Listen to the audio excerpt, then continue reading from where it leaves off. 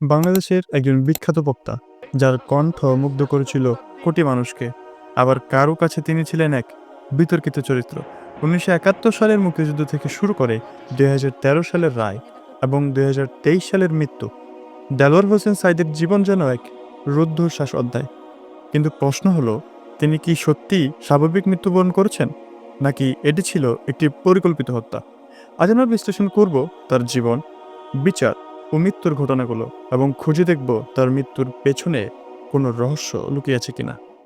১৯৪০ সালের ২ ফেব্রুয়ারি ফিরোজপুর জেলার এক গ্রামে জন্ম নেন দেলোয়ার হোসেন সাঈদী।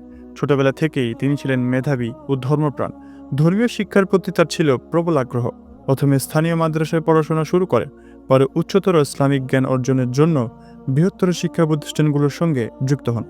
তিনি ছিলেন এমন একজন ব্যক্তি যিনি নিজের মেধা ও পরিশ্রমের মাধ্যমে ধর্মীয় জ্ঞানকে ছড়িয়ে দেওয়ার সিদ্ধান্ত নেন। ৮০ ও ৯০-এর দশকে তার ওয়াজ মাহফিল দেশের আনাচে কানাচে আলোড়ন সৃষ্টি করে। তার বক্তৃতা ছিল গভীর ব্যাখ্যা, যা সাধারণ মানুষকে সহজে আকৃষ্ট করত। কিন্তু ঠিক এই সময় থেকেই তিনি সরকারের বিশেষ নজরদারিতে পড়ে যান। কেন? কারণ তার বক্তব্য ছিল এমন, যে সমাজের অনেক ক্ষমতাশীল মানুষদের জন্য হুমকি স্বরূপ। ধর্মের ব্যাখ্যার সঙ্গে তিনি সামাজিক ন্যায় বিচার, শাসকদের অন্যায়ের বিরুদ্ধে সোচ্চার হতে শুরু করেন। তার জনপ্রিয়তা যখন তুঙ্গে, তখনই শুরু হয় ষড়যন্ত্র। তার বিরুদ্ধে একাধিকবার হত্যার চেষ্টা করা হয়। ৯০-এর দশকের মাঝামাঝি যখন তিনি বিভিন্ন স্থানে ইসলামী দাওয়াতি কার্যক্রম চালাচ্ছিলেন, তখন একদল সন্ত্রাসী তার উপর হামলা চালায়।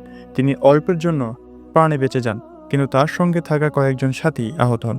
দ্বিতীয় হামলা হয় ২০০০ সালের দিকে। তিনি যখন এক বিশাল মাহফিলে বক্তব্য দিচ্ছিলেন, তখন তাকে লক্ষ্য করে গুলি চালানোর পরিকল্পনা করা হয়েছিল, কিন্তু নিরাপত্তার কারণে সেই হামলা ব্যর্থ হয়। এই হামলাগুলোর পেছনে কারা ছিল? কেন তাকে বারবার হত্যা করার চেষ্টা করা হলো? অনেকে মনে করেন তার বক্তব্য ছিল অত্যন্ত স্পষ্ট ও সাহসী, যা ক্ষমতাসীনদের স্বস্তি কেড়ে নিয়েছিল। ২০১০ সালে আন্তর্জাতিক অপরাধ ট্রাইব্যুনালে তার বিরুদ্ধে মামলা দায়ের করা হয়। অভিযোগ ওঠে, ১৯৭১ সালের মুক্তিযুদ্ধে তিনি মানবতা বিরোধী অপরাধে লিপ্ত ছিলেন। তবে এই অভিযোগ কতটুকু সত্য? এটি কি শুধুই রাজনৈতিক উদ্দেশ্য প্রণোদিত, নাকি এর পিছনে সত্যিকার প্রমাণ রয়েছে? ২০১৩ সালে আদালত তাকে মৃত্যুদণ্ড দেন, যা পরে আমৃত্যু কারাদণ্ডে পরিবর্তন করা হয়। কিন্তু এই রায় নিয়ে দেশ জুড়ে তীব্র প্রতিক্রিয়া দেখা যায়। এক পক্ষ তাকে মুক্তিযুদ্ধের শত্রু হিসেবে দেখে, অন্য পক্ষ মনে করে এটি রাজনৈতিক প্রতিহিংসার শিকার। তার সমর্থকরা দাবি করেন নিরপেক্ষ বিচারের নামে তাকে ফাঁসানো হয়েছে। তিনি দীর্ঘদিন কারাগারে বন্দী ছিলেন, কিন্তু সেখানে শুরু হয় আরেকটি নতুন ষড়যন্ত্র।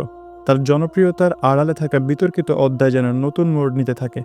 বিচার নিয়ে বিতর্ক, রাজনৈতিক মেনুকরণ ও তার সমর্থকদের দাবির বিপরীতে আদালতের রায়, সব মিলিয়ে তার জীবন এক জটিল ইতিহাসের অংশ হয়ে ওঠে। বছরের পর বছর তিনি কারাগারে বন্দী ছিলেন, কিন্তু প্রশ্ন হলো, তাকে কি আদৌ ন্যায় বিচার দেওয়া হয়েছিল, নাকি তিনি এক রাজনৈতিক প্রতিহিংসার শিকার ছিলেন? ২০২৩ সালের আগস্ট মাসে হঠাৎ জানা যায় তিনি গুরুতর অসুস্থ। তার পরিবারের অভিযোগ ছিল তার চিকিৎসায় অবহেলা করা হয়েছে। দ্রুত তাকে হাসপাতালে নেওয়া হয়, কিন্তু চিকিৎসাধীন অবস্থায় তার মৃত্যু ঘটে। সরকার বলেছে এটি ছিল স্বাভাবিক মৃত্যু, কিন্তু এখানে শুরু হয় বিতর্ক। তার অনুসারীদের দাবি এটি ছিল একটি পরিকল্পিত হত্যা। তারা বলেন, কারাগারে তার স্বাস্থ্য নিয়ে প্রশাসন বরাবরই উদাসীন ছিল। হাসপাতালে নেওয়ার পরও তাকে যথাযথ চিকিৎসা দেওয়া হয়নি। এমনকি মৃত্যুর কয়েক ঘন্টা আগে পর্যন্ত পরিবারের কাউকে তার সঙ্গে দেখা করতে দেওয়া হয়নি। অন্যদিকে সরকারের পক্ষ থেকে বলা হয় তিনি বার্ধক্যজনিত কারণেই মারা গেছেন। কিন্তু প্রশ্ন হলো, কেন তার মৃত্যুর পর এত রহস্য তৈরি হলো? এখানে তিনটি গুরুত্বপূর্ণ বিষয় লক্ষণীয়। ১ নম্বর হলো, কারাগারে দীর্ঘদিন থাকার পর হঠাৎ করেই তার শারীরিক অবস্থার অবনতি কেন হলো? ২ নম্বর, কেন পরিবারের সদস্যদের শেষ মুহূর্তে দেখা করতে দেওয়া হয়নি?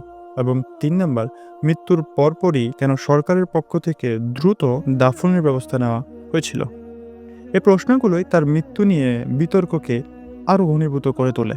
সত্য কি, স্বাভাবিক মৃত্যু নাকি এক পরিকল্পিত হত্যাকাণ্ড?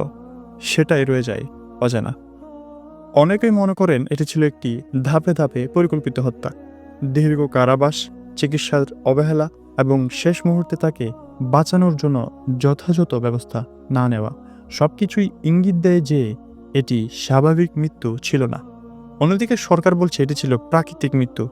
তবে সত্য কি, সত্য কি কখনো প্রকাশ পাবে, নাকি এটি থেকে যাবে ইতিহাসের আরেকটি রহস্যময় অধ্যায় হিসেবে?